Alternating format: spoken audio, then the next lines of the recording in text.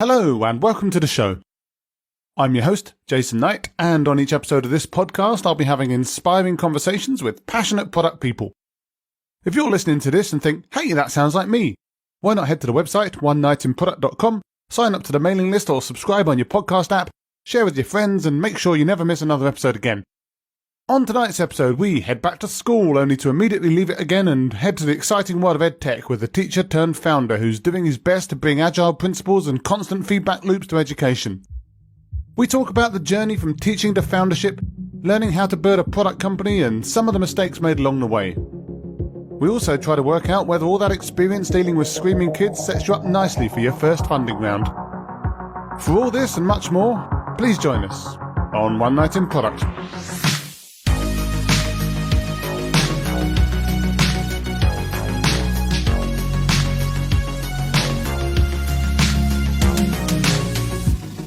So my guest tonight is Chris Hull.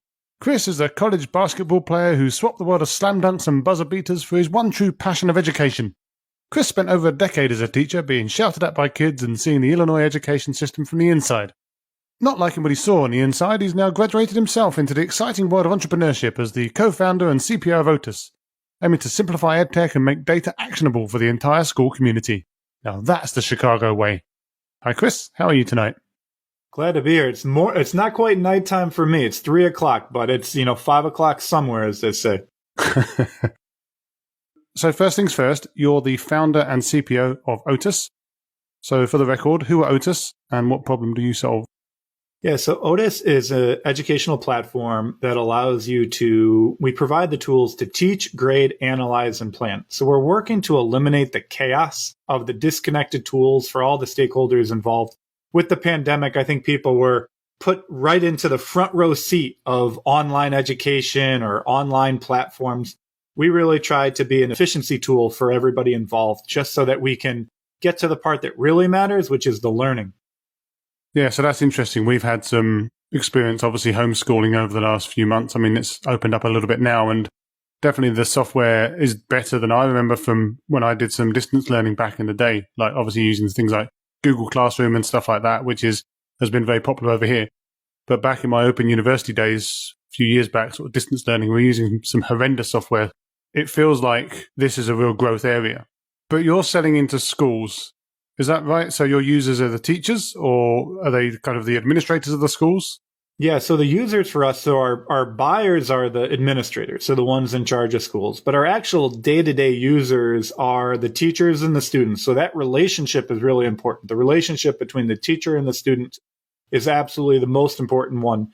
But in addition, we really want the families and the administrators to have more transparency into it. So you mentioned you have kids. So one of the things I used to say, I have 4 kids myself. If I were to ask my oldest daughter, how's school? She'd tell me, fine. What did you learn? Stuff. So, in a lot of these other platforms, it's really hard to know what's actually happening. And I don't know about for you, but sometimes kids are not the most reliable narrators. So I don't know. Your kids may be a little bit more honest than mine. Well, that's interesting, though. So you say, obviously, that you're selling to the administrators, but your users are the teachers and the kids. So when you're doing user research, are you doing all of those groups, or are you mainly concentrating on the teachers, or are you mainly concentrating on teachers and the kids? Like, who do you actually talk to see what's important? Yeah, I think you're touching on a key point here, right? When we're talking about product, we want to make sure we know all the stakeholders. So for us, when we do UX research, we really need to identify who are we talking about. And we actually do have all 4 stakeholders in our system. And the permissions are slightly different, but we want the usability to be really high. We want to tailor the system for each one. To be candid, I think we've really nailed the teacher and the student UX and workflow. Again, my students actually used Otus. Otus was born in my classroom. My students actually used it all the way until 2018 when I left the classroom and did Otus, full-time.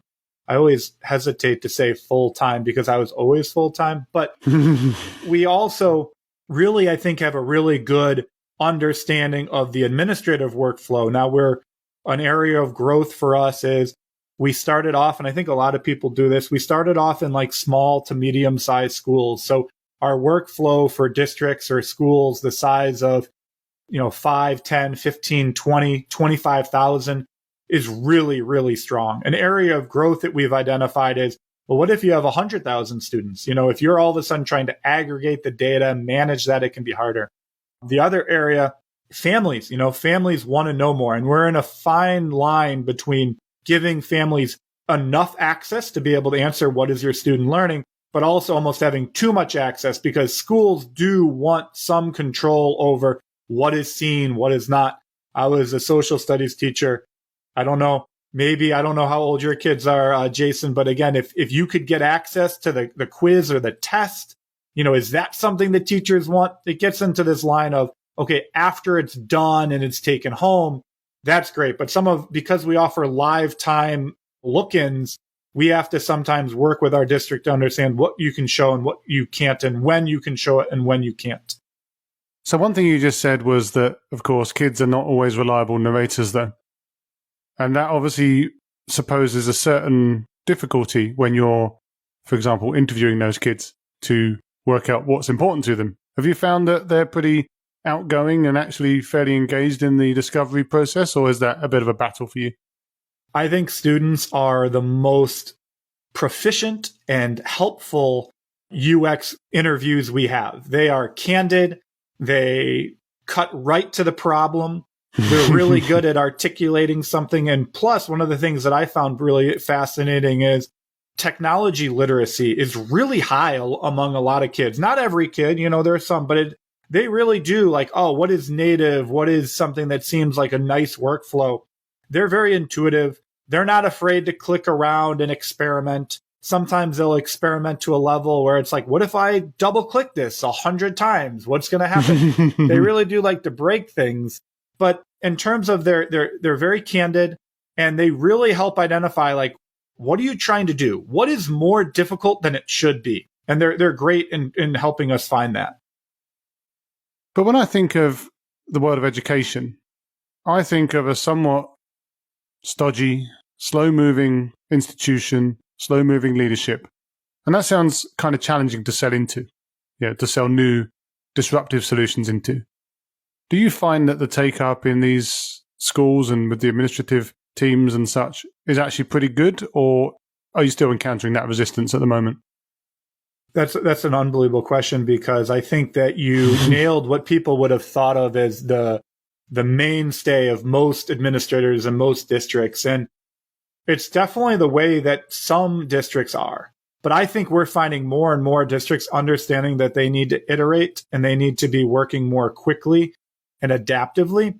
And what we're finding is that they need the tools to be able to do that. And one of the things we're trying to find the balance for is we have this thing, and it's a big component of Otus, this idea of being able to measure learning. And the idea here, which we call it grading, right? Again, it's just the simple way, it's the marketing way of saying, how do we measure learning? But we want to measure learning as continuously and as constantly as possible, but we want it to be non-intrusive. You get into this really interesting situation, and it's something that schools are really facing when it comes to this fall. We've been dealing with the pandemic. We've been dealing with this disruption. We've really seen schools been turned on their heads here. But when we get back and I really think next fall, we're going to see kind of 2021. I don't want to say the return to normal, but we're going to return to what the new normal will be. And there is going to be a fine line between measuring learning, but also measuring it too often, right? Because if it becomes too intrusive, what's going to happen? We have to get that engagement back with kids. And so I think that one of the things we're trying to find is, how do we make the measurement of learning as seamless as possible, so that as efficient as possible, so that we can really take the time for the learning, which is most important. If you're constantly measuring and looking and just constantly tracking stuff, you lose sight of what you're trying to achieve. And it's one of those things where if you can get into the mindset of focus, I need to focus on the learning, and then, okay, now I'm going to take a moment and measure where I am. And now I'm going to dive in again and getting that deep focus going. That's what we want to do. And that's what Otus is setting out to do. And I found, back to your original question, I think districts are really coming to the reality that we can't, the traditional model was we would have school, And then all of a sudden in the spring, we'd have this big 2 weeks of testing. Where are we? And all of a sudden it's like, well, what about all the fall and the spring before that test? Where are we? It's like, so instead of having this major, huge test, I'm a Harry Potter fan, like the owls, instead of like this huge test you're living up to, can we have these periodic things, right, Jason? I see you about to talk in, but it's like, we want the periodic check-ins. Yeah, it's really interesting, actually. I think it's almost like bringing Agile principles to learning in a sense, because rather than just inspecting every now and then, you're constantly inspecting and I guess to some extent being able to course correct as you go, because you can start to see if things are starting to slide way before they actually slide. So it's an interesting concept. It's 100% mirroring what you see in the Agile world. And that's one of the things coming from the classroom to, the delivery side of the house or the development side of the house. It's been really fascinating. And the crazy part is the best teachers and the best educators, I should, not just put teachers there, they were always doing that. Yeah. But the problem was there wasn't the insight into it. There was not the visibility into it. And how's the setup at Otus? I mean, you're the co-founder, the CPO, but the company's still fairly small, about 70 people, give or take.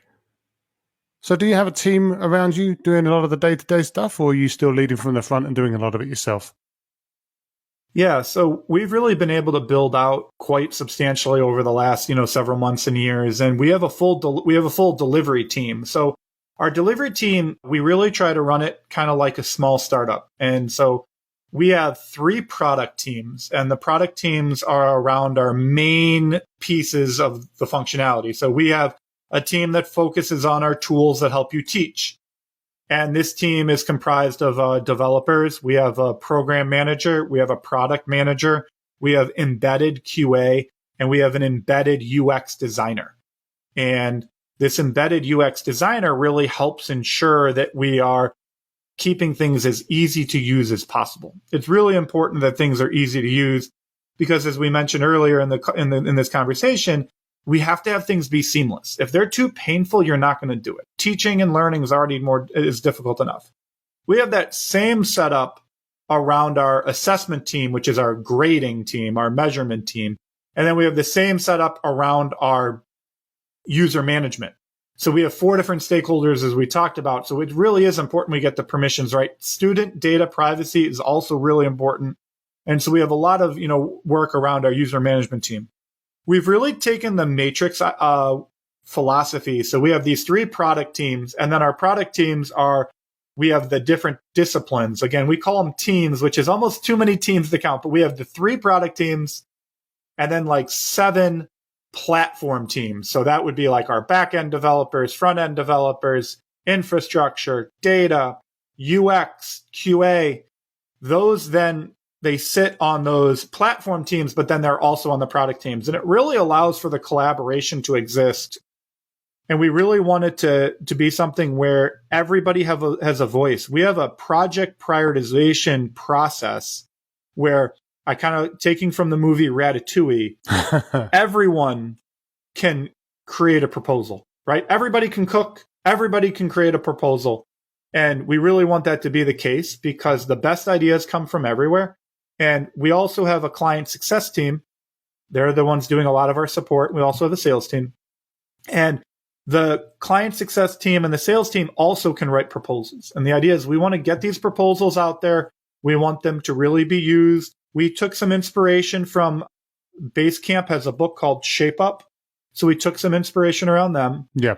And have you heard about that book, Jason? Yeah, no, I've read that book, yeah. I mean, obviously, Basecamp have had some pretty bad press in recent times, but I think the book was pretty interesting. Yeah, that's the hard part about some of this, modern stuff is they've really fallen on they had some bad nicknames in their organization and they had other stuff running around. And it's like, yeah, that all of a sudden shades a book that I enjoyed. Trying to stay up on that's important. But yeah, absolutely. For us, we really want these teams to be like startups. And as a product person, I think it's great to be able to give that autonomy to a group. Absolutely. But you've touched on it before. Obviously, you've come from a long career in teaching, which is obviously where you started to understand some of the problems that you're now trying to solve.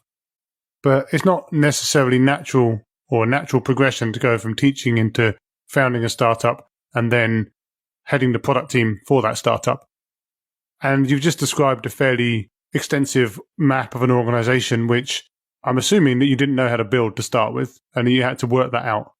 So how did you decide to, I mean, obviously you've read Shape Up, like you say, and I guess you've probably read a bunch of other books, but did you have any help or support trying to actually shape the teams or shape the company, or did you basically work almost through trial and error and just try and settle on what worked naturally?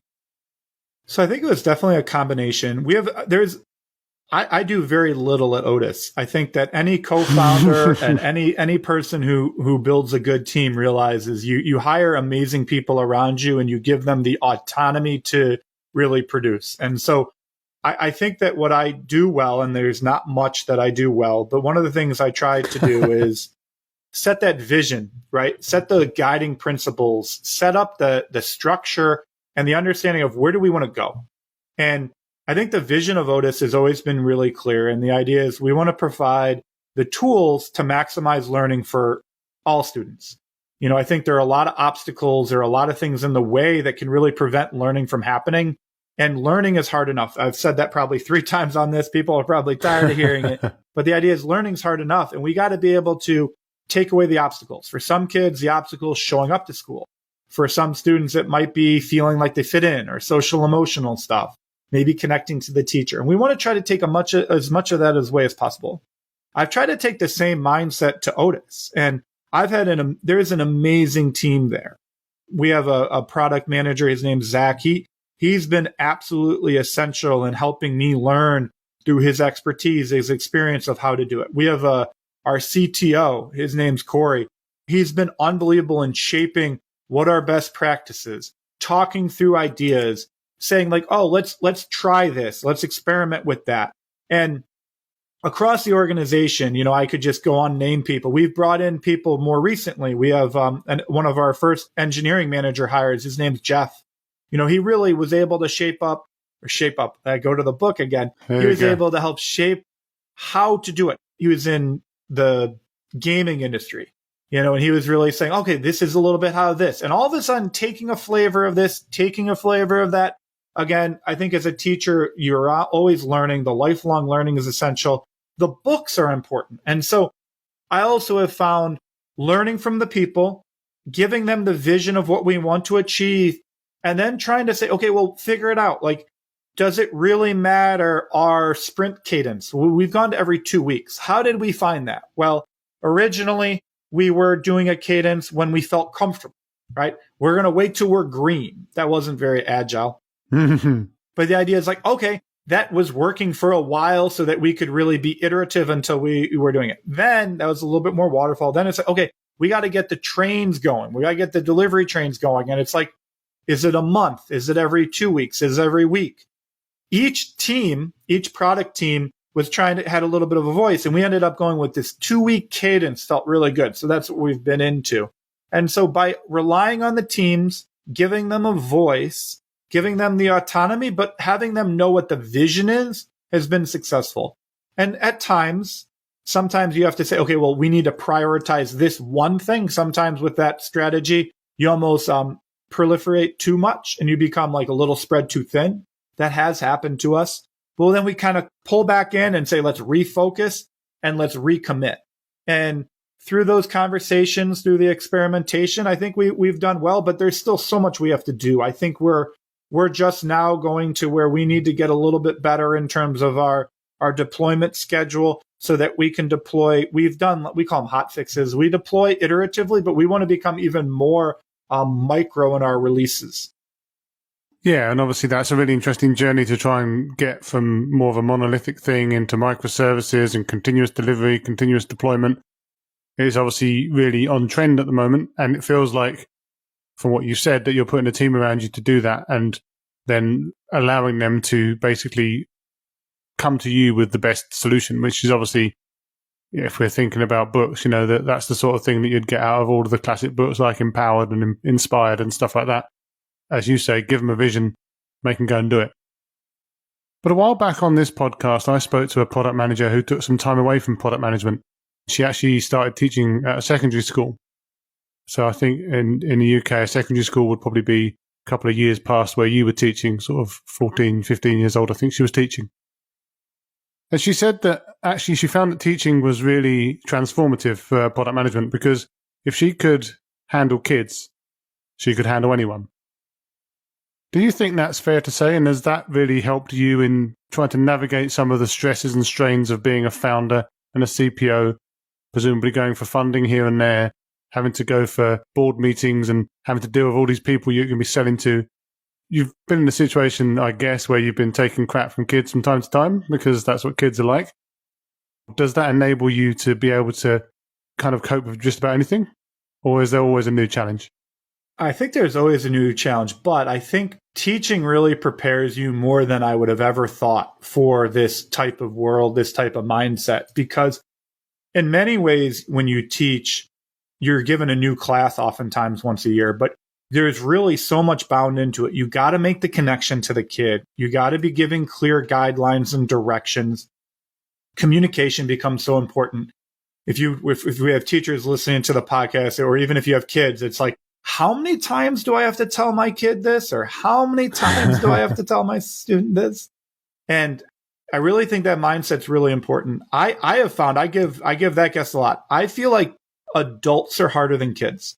I think the mindset, I'm not surprised. Teachers are the worst students. As a former teacher, they're the worst.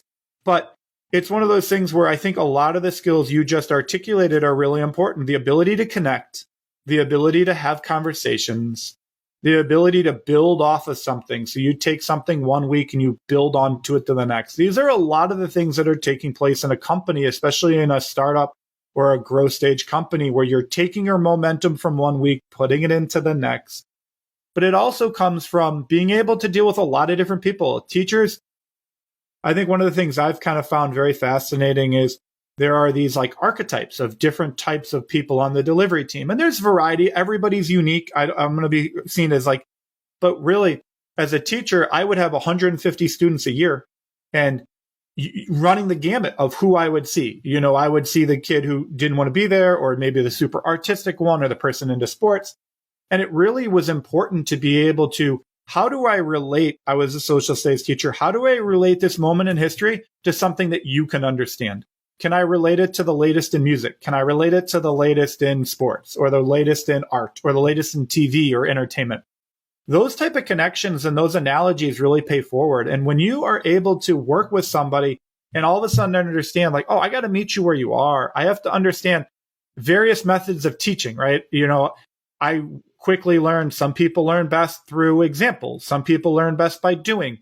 And again, these are all things that people are probably, oh yeah, that's adults too. Again, kids and adults are very similar, but I think your mindset with kids is a little bit more open. You know, I know when I deal with my kids, I'm a little bit more patient, and I've had to take that, and I've realized it's going to take time. I'm going to have to repeat myself. I'm going to have to say things multiple times. I think my team has heard me explain, we have a new feature coming out this summer around progress monitoring. I think it's going to be really a game changer, because after the pandemic, we've lost track of where kids are, and we need to be able to even more so iteratively progress on these goals that we have.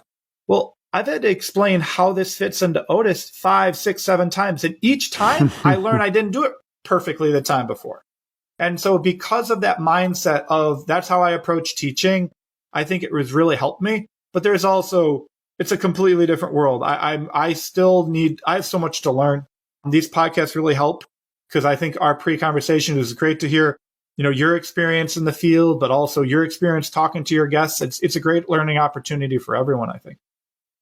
Yeah, I think for me, one of the most interesting things about doing the podcast is obviously it's really great to be able to share stories and amplify people's voices in certain circumstances and just keep a flow of people going, but also just, as you say, hearing people's stories and learning from their experiences.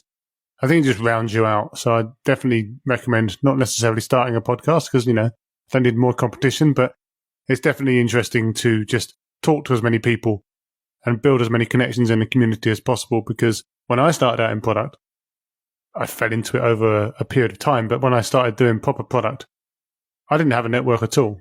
And it can feel kind of lonely. So I think it's really helpful to build out that network and really try and experience through other people's eyes as much as possible.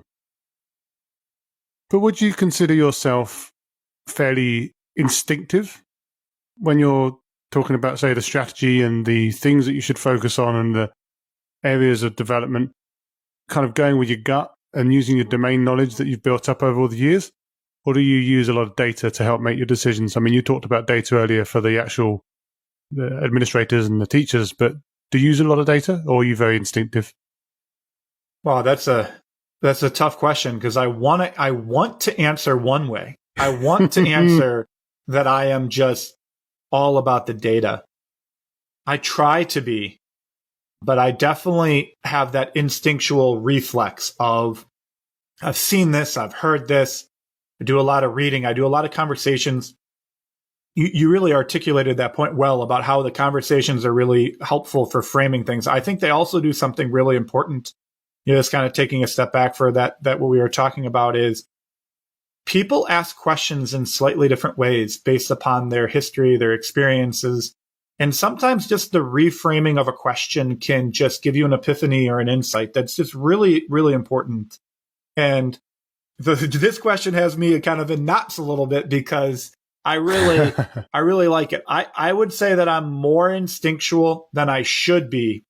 And we're working to be more data driven. And one of the things that's happened is, we were talking about the structure. Zach, the product manager, he's better at the day-to-day stuff than I'll ever be. And it's really allowed me, I'm at the 90,000 foot view. We have people like him. We have people like our technical program managers, Asia and Marie. They really help me ensure where it's like they're the check. Like, hey, what's your gut say? Sure, I can share my gut, but hey, let's confirm, let's affirm with the data. Let's do this. We've also added a role. We have a role for our UX researching. She's incredible, Steph. She really does a great job of asking questions. Sometimes I jump to conclusions a little quick. I all of a sudden connect the dots before I'm right. Sometimes, not as often as I should be. My wife loves to remind me of that I'm not as correct as I often think I am. But I think it's finding a balance, right? And I think it's also understanding how much lift is going involved, right? Like, I know we want to be data driven about everything, but again, sometimes seeking out that data can cost you time and effort, where it's like, okay, where do we want to start? And if we know we're going to be iterative, I think that can be a really helpful place, where it's like, I wouldn't want to build a brand new feature or product without data, but maybe there's a choice that fits the vision. And again, I think that's where the guiding principles, like, what are you trying to achieve? What is the vision? What's our goal? Okay, well, that can at least give us a starting point. And then we can get the real data. Because sometimes if I'm only going to be able to interview 10 people, is that really going to be insightful enough? Or is that going to take a week, and we could have done something that would have been, an instinct, and we can then confirm it and make an adaptation later? But yeah, that's my really long answer to a question that I'm going to be going back to my team about, because I think they'll call me out. I think that I'm probably 65, 70% data and 35-40% instinctual, but that's only because I've been throttled back, and I've needed to make sure that we really use data like I do. As a teacher, that was something where I always used the data to confirm what I thought, and it was really helpful. I actually had one-on-ones with my students, and we would review what I've seen and doing it, and it was oftentimes really insightful for them, but also me, because it was kind of seeing what I'm seeing observationally, matching the data that I'm collecting from within Otus, from measuring their learning and measuring their what they're doing. It can be really helpful.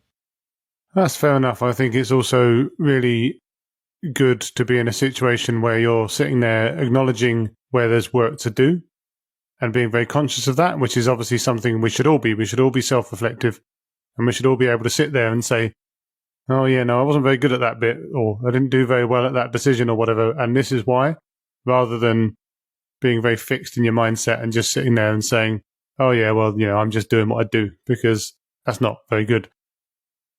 You've been at this for a while now. What's one of the biggest mistakes that you've made so far that you're prepared to admit to?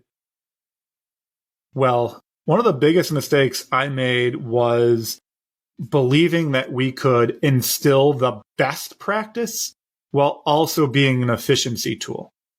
It's a very simple quote, and I'm gonna butcher it here on the podcast, but the idea is you can only have a single priority, right? Priority is singular. Yeah. And we really, for a while, I thought we could do what was best in terms of the ideal. And at the end of the day, I had to come to the grips that in some ways you got to be kind of a time hack. I know hack is not seen as a good word, but it's one of those things. I had 150 students and I was sharing with someone the math, and it's like, okay, I have 150 students. If I grade each person's paper and I spend 5 minutes a paper, now think about that. 5 minutes, that's like almost no time. You know, all of a sudden you're talking about how that'll be 750 minutes. And it's like all of a sudden you're like, whoa, that's for one paper. I gave 10 papers a year. You know, it became quite evident that best practice cannot always be enforced if you're going to be an efficiency tool. And that was probably my biggest mistake. Is there places in Otus where we try to enforce best practice, but then it just didn't get used? And we've really had to understand it. I can admit to a second one too. The second mistake, just because I like to be open and candid, is I thought everybody would want to be transparent with all the data and information. And I thought that I want to be transparent. I was very transparent with my students and their families. Like, hey, this is where we're at. This is how it's going. And I had to understand that is really putting yourself out there for everybody, because I would own that it was a mistake if I made a mistake. I've already owned it too. I could go on, but I don't think we have enough hours on your podcast, Jason, for that. But I think this idea that there needs to be levers of transparency, not levels. I didn't misspeak. I actually meant levers, where it's like, okay, I've now seen this information. Now you can. And giving teachers and educators at least a chance to review, because it became apparent. I have 150 students. Well, I care about all of them. But if I'm a parent too, well, I care more about my daughter, right? I care more about her. So I'm going to dive right into her. It's like, as a teacher, if I grade something in real time, have I been able to analyze it, reflect on it immediately? Not always. You know, it's like in the past, I might write up on her notes, like she turned in a paper. Again, I use Google Docs. Well, I know that what I'm typing is being seen. But if something's being auto-graded, if something's being done quickly, I might want a moment of reflection. I might want to do some comparison. And so this idea of a lever to be able to turn on and off some transparency, the idea that we can, put it at different levels, is really something that I think I had to learn, right? The idea that you can only have a single priority. We're going to prioritize efficiency so that things are really efficient. But then we're also not going to be completely transparent. We're going to allow transparency, but we're going to give a little bit more control than just automatic transparency. Those would be the two that I still think about a lot. I wish I could go back in time. Well, as long as you learn, doesn't matter. You got the scars to prove it. I'm sure you don't want any competitors, but if you had any advice for maybe other teachers or educators that are thinking of getting out of the rat race of education and moving into the slightly different rat race of building a startup and maybe building the next edtech platform, not a competitor, just a side-by-side thing that can go with you, what would your advice be for those teachers or educators to make that first step? I think it's really important that they understand the problem they're trying to make easier, right? I think that we face problems, and when you focus in on the problem and you really understand the problem from all sides of, multiple perspectives, multiple angles, and then you really strive and achieve, making that problem, I always like, what is more difficult than it should be? When all of a sudden you make something easier and that's providing value, that's really the start. And the idea is, if you can really do that well, if you can make something easier, if you can make something better, and you really understand that problem, you can articulate the problem, you can articulate the benefits of solving that problem, that really takes you a long way. And the more ways you can look at a single problem and see the multiple ways it can be, it's going to help. Again, Otus is a very robust platform, but understanding how is this going to help teachers or families or students or educators or administrators. Each one slightly different. And it really creates this prism of knowledge that can be really powerful when you can understand all aspects of it. Sounds good. We'll get that printed out onto a sticker. And where can people find you if they want to talk more about either EdTech or your journey into it, or maybe find out a bit more about your platform? Yeah, so to learn more about Otus, you can go to otus.com. That is otus.com. Online, we will detail the initiatives we help you solve. We'll detail the different problems we can help support. And in addition, if you want to connect with me, I'm more than happy to. My Twitter is Otus Hull. So that's OTUSHULL. And then I'm also on LinkedIn. I really enjoy connecting to people because I still have a lot to learn. I mentioned 2 mistakes. I could mention even more. I definitely think that I have a lot more to learn, and I really like connecting with people to hear what I can learn about and to learn about others. So if you fancy teaching the teacher, this is your chance. Well, it's been a fantastic chat, and obviously really interesting to hear about your journey from education into the rarefied world of startup foundership and onwards. I obviously wish you all the best as the company continues to grow. Hopefully we can stay in touch, but yeah, as for now, thanks for taking the time. Thank you, Jason. It was a great pleasure to talk to you. Thanks for listening. I hope you found the episode inspiring and insightful. If you did, again, it'd be great if you could head over to the website, onenightinproduct.com, check out some of my other episodes with thought leaders and practitioners, sign up to the mailing list or subscribe on your favourite podcast app, and make sure you share with your friends. I'll be back soon with another inspiring guest, but as for now, thanks and good night.